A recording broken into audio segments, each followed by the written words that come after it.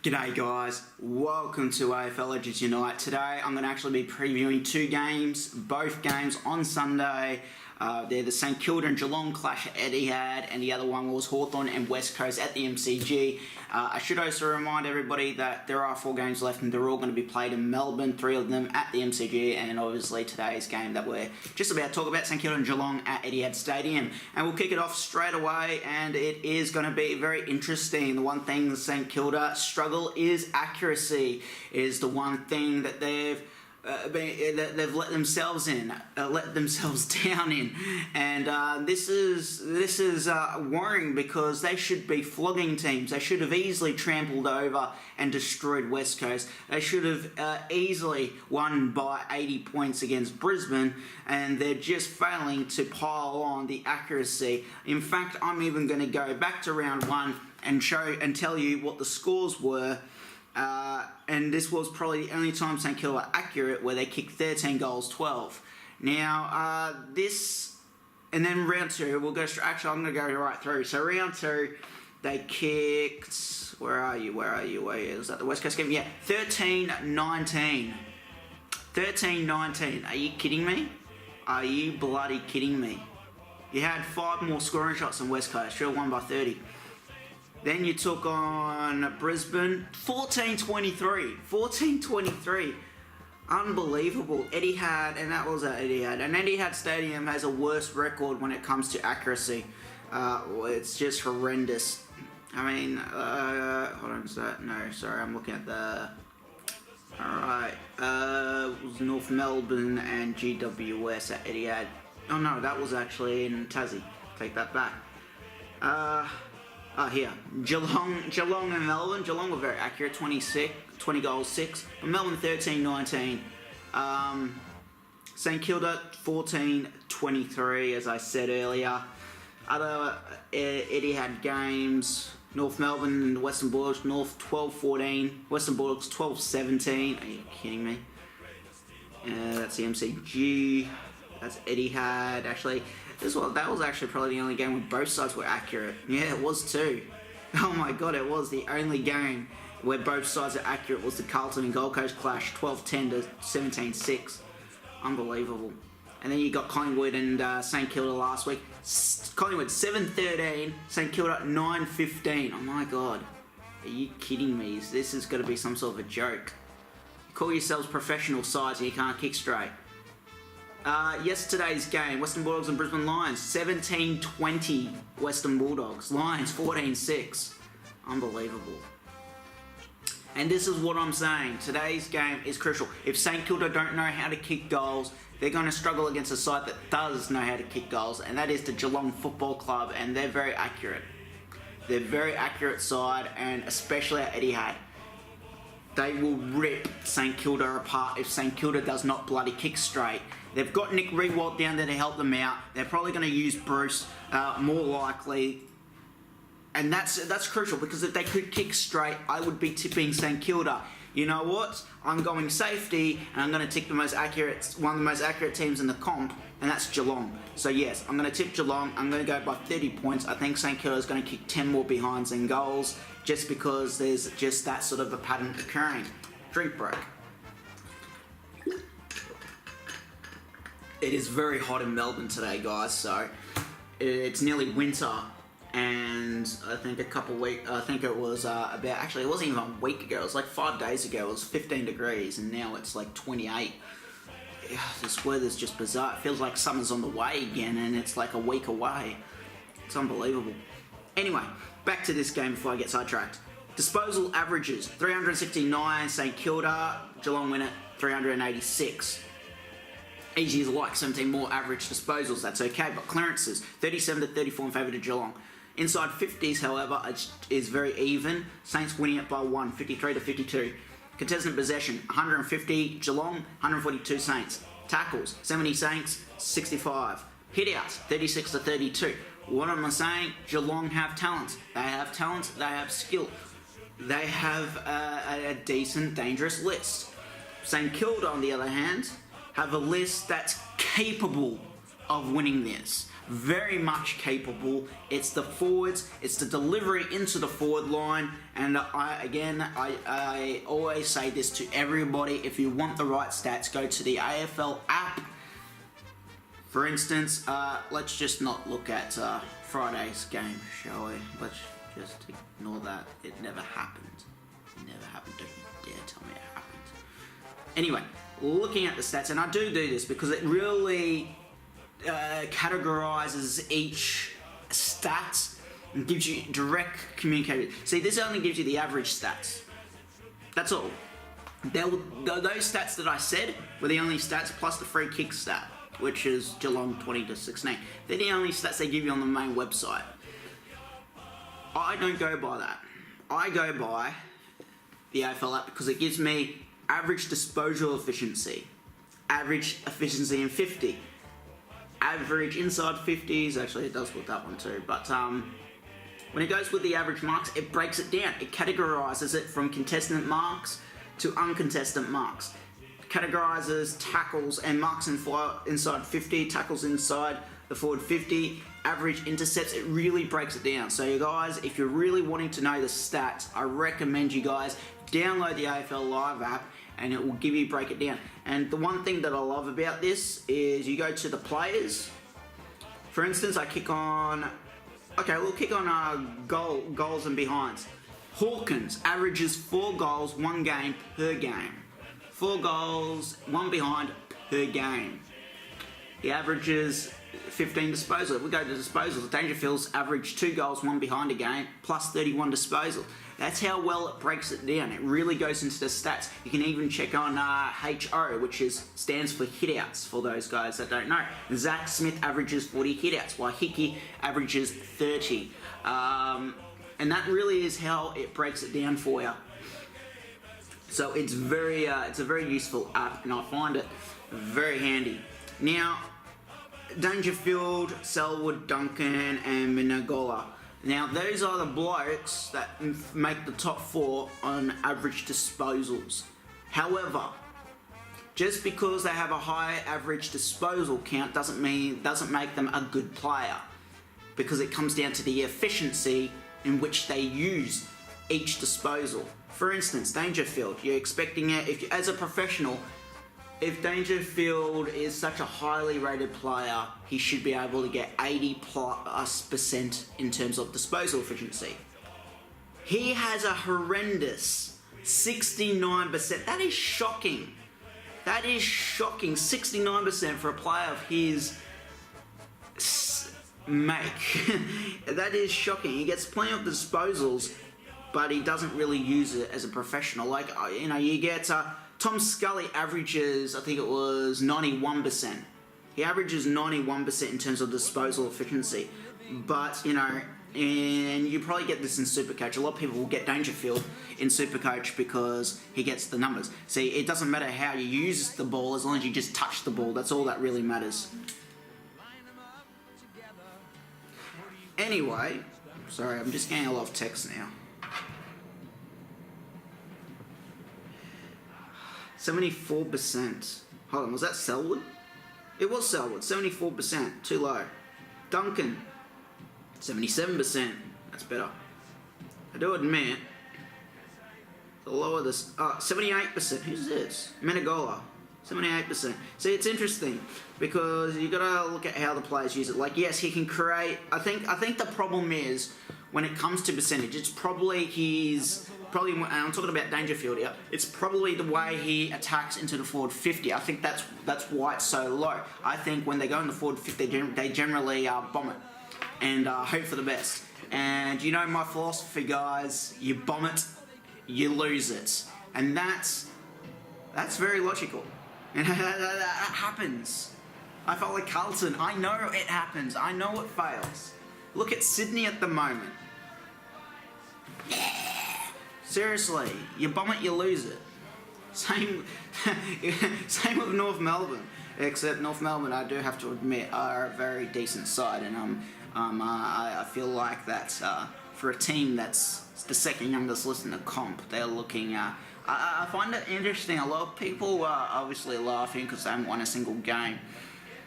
But the fact that they're losing by only just less than a goal in margin, and they're versing decent sides, obviously Fremantle isn't really that decent, but a side like Geelong, a side like the Western Bulldogs, and lose it by less than a goal, you start thinking, they got some talent here. They got some decent experience.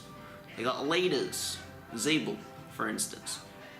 However, they got players that are a bit arrogant and tend to take the game on themselves, which is where they get the behinds from. And I'm talking to you, Lindsay Thomas. You're screwing it up for North. But what I'm trying to say is, when it comes to playing Aussie rules footy, you need to hit targets. You need to be able to hit targets. There's no point just bombing it and hoping for the best. Even if you got tools, you need to, if you're able to, hold the ball as long as you can. If not, try to retreat a bit.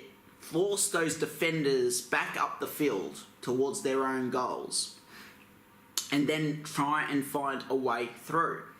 It's patient football. And there was, who was it that I was watching that was very entertaining? It was the Brisbane Lions. And the first 3 quarters, what they were doing was they couldn't.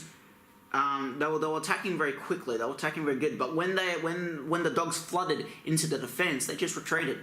They just kept possession of the ball, and they were just playing kick to kick, and they were forcing those Geelong players to go back down the field. And when they did that, Brisbane Lions players managed to find gaps in the defence, and they were able to attack. The one thing that was laying them down was their entry in the forward 50. They were just bombing it in, and the targets weren't getting hit up. In fact, there was just rebound after rebound after rebound. Eventually, they did break through because the ball went over the pack. But if you can hit targets in the forward 50, it's giving you a massive chance for a set shot, providing you got the forward talent to use it correctly. So that's what, don't get me wrong, I think St Kilda has that talent. They have that talent. I love Bruce. I remember the first time I saw him, it was against the Giants. He took a specky. He took a specky over 4 Giants players. Walked back like a boss, slotted it through, highest highs all around, and just stood there it was just an average day for him. And that's what I think they've got. They've got players that are capable of converting. And they've got Nick Rewalt back. I mean, can it get any better? Saints can win this. They must win this. And I think they won't win it. Just because I'm playing safety first. They just don't have the accuracy, the history of accuracy so far this year. And that's where they let them down. They let themselves down, and they let their supporters down, and they are better than that. Now, looking at the lineups. In defence for the Saints, because it is a home game, we got Geary, Brown, and Webster in the defence. Half back, we got Nunes, Carlisle, Robertson. Centres in Billings, Still, and Montagna. Followers in Longer. That, if I pronounce that correctly, I don't know how it's pronounced. Ross and Stephen. Half forward in Long, Rewalt, Weller, Grecian, Bruce, and Membry make up in the forward 50. Interchanges in Dunstan, Akers, Gilbert, and Minchington. It's a very bizarre name. It's Minchington. Anyway, emergencies in Savage, Lonnie, and Stevens. So obviously Longer, Stephen, and Minchington come in, and Lonnie omitted. I don't know why. Wait, what? Hickey's out. Are you kidding me? Managed. Oh, you gotta be shitting me. Sorry for my language. Shit. You know what? I'll do it later. Sorry, I've got him as my rock. Oh, I can't do it. Damn you, super coach. That's the second player that I've got there that's been drawn out. Oh, that must have been a laid out. Oh. I can't do anything because my emergency ruck's already played, and that was Cruiser. Well, technically, I didn't play at all. All my rucks are just going. I'm losing so many players now. It's driving me insane. If I had all my players playing, I would have got like 2,200 points. Oh well. Anyway, so yeah, Hickey managed and Armitage did his groin, so he's out. Ben Long's playing his first game. I thought he played it last week. I bet he played it last week. I won't check it, but just in case he hasn't, congratulations to the bloke. Geelong defence: Tui, Lonigan, Mackey in the defence, Thurlow, Henderson, Stewart's a very dangerous defence, but it's okay. They probably don't need to do anything. They just got to let St Kilda have set shots, and they'll just miss it anyway. In the centres, we got Hall and Smith, Selwood, Duncan. Followers in Smith, Dangerfield, Guthrie. Half forwards in Motlop, Taylor, Cockatoo. Forwards in Parfitt, Hawkins and Menzel. Interchanges in Black, Blickarves, Lane and Murdoch. Emergencies in Buse, Ruggles and Stanley, while obviously Holland Smith comes in for Parsons, who's suspended. Menegola was suspended, he's out. And comes in, Aaron Black and Darcy Lang comes in for Ruggles, who is omitted. Aaron Black, congratulations to the bloke. I think that's what it means. Okay. I think Ben Long's playing his second game. I don't know why it says first game. Yeah. Anyway, but yes, congratulations to Aaron Black playing his first game of football for the Geelong Football Club. Anyway, my tip, Geelong by 30 points. Moving on to the MCG clash between the struggling Hawthorn Football Club, who have been playing fantastic football. I do admit it's been beautiful. Them getting smashed by 86 points on a weekly basis is just, brings me to tears. Taking on the West Coast Eagles. And we're looking at average disposals straight away. 377 to Hawthorn. West Coast 400 exactly. Clearances 36 to 34. Quite even there, but in favour of the Eagles. Honestly, the Eagles win every single stat except for tackles. In terms of average inside 50s, 48, 53. Contested possessions, 134 to 140. And the tackle count, which Hawthorn wins 71 to 65, doesn't do them any favours because obviously they're not getting enough of the ball. Hit-outs, 44 to 36. Free kicks, 22 to 20. Yeah, no one gives a shit. Anyway, no, don't take it off. I need those stats. Give me the stats, man. Here we go. Alright, stats. We're going to break it down, guys. As always, average disposal efficiency is exactly 74% each for both sides. So, Hawthorn have it there, but it comes to inside 50s, which is what they're struggling in. They're not used to, they look a lot more slower. And that's 45% Hawthorn, which is extremely low. I think that's even lower than Carlton. To 55% to West Coast. Average contested possession, 134, Hawthorn 140, West Coast. Average uncontested possession, 240 to Hawthorn, 264 West Coast. 103 marks to 86 marks in average in favour of West Coast. Honestly, these are all in favour of West Coast. Average contested possession mark 13 to 7. Average marks inside 50, 14 to 9. They're dominating this. 65 to 72 in average intercepts in favour of West Coast. Average turnovers, exactly 70 apiece. Average clearances, 35 to 36 in favour of West Coast. So that's an even stat. That's the even stat that gets me. They're getting plenty of clearances on average. What's the hit-outs? Sorry, I didn't... can I see the hit-outs? Thank you. 44 to 36. So they're dominating that department. But if they can get those clearances... Honestly, who's the ruck? McAvoy. Yeah, that's typical. Alright, yeah, Hawthorn's screwed. I don't care who is the MCG, guys. This is Hawthorn. This is not West Coast taking on Richmond, but again, they should have won by 60 points if they knew how to kick straight. Anyway, we're looking at the lineup because there's not really much to say about this game, just despite Hawthorn just being absolutely horrendous. In defence, we've got Josh Gibson, who's probably going to retire at the end of the year. He's just looking slow and slow by every game that goes past him. Frawley, Stratton, halfback in Burton, Burgoyne, Hodge, centres in Smith, Mitchell, and Hartigan. Hartigan. Seriously, Darryl? Seriously? Anyway, Followers in McAvoy, as I said, Shields and Rioli. Half forwards Bruce, Gunston and Langford. While forwards is Sicily, Roughhead and Popolo. Interchanges in Howe, O'Brien, Hardwick and Brand. Emergencies in Henderson, Vickery and Stewarts. Obviously, Howe comes in for Henderson, who was admitted last week for his fantastic performance with Hawthorn. Yeah, go Hawks.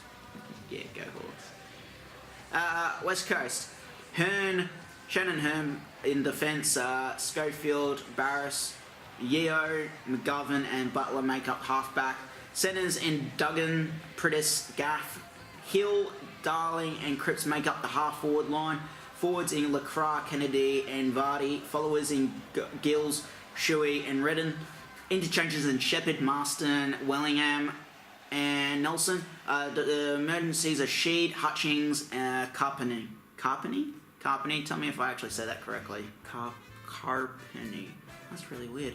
Darling comes in and Sam Mitchell is out. He did his ankle injury and he is out, Hawthorn supporters. So, you know, probably only good news coming out of this. But yes, I'm going by history. I'm going West Coast by 86 points because that seems to be the margin that Hawthorn love to lose by. So yeah, West Coast by 86 points from me. Anyway guys, that's it from me here at AFL Legends Unite. Congratulations also to... Oh, who was I? I was going to congratulate somebody. Who was it? Can't remember now. That's awkward. I was going to congratulate... What was his name again? I think it was Black or something. It was a new kid I was wanting to congratulate. It was against St Kilda. He's a new kid. Give me a break. He was new. And my computer is now frozen. Yay. It really does not like the AFL website. I don't know what the AFL is putting on him, but yeah, Aaron Black. So congratulations to the kid playing his first game for Geelong. Good luck to all four sides there. Good luck to you guys. I hope your team wins. And I will be having 2 more videos coming up. Tomorrow's clash, and it's a Monday night clash, guys. Monday night is tradition now between Richmond and Melbourne, and obviously the biggest tradition in all year. Well, the second biggest tradition, if you don't count the grand final, is obviously the Essendon and Collingwood game. I'll be having a special episode coming up for that. Yeah, you all stay safe, take care, and I'll see you in the next video.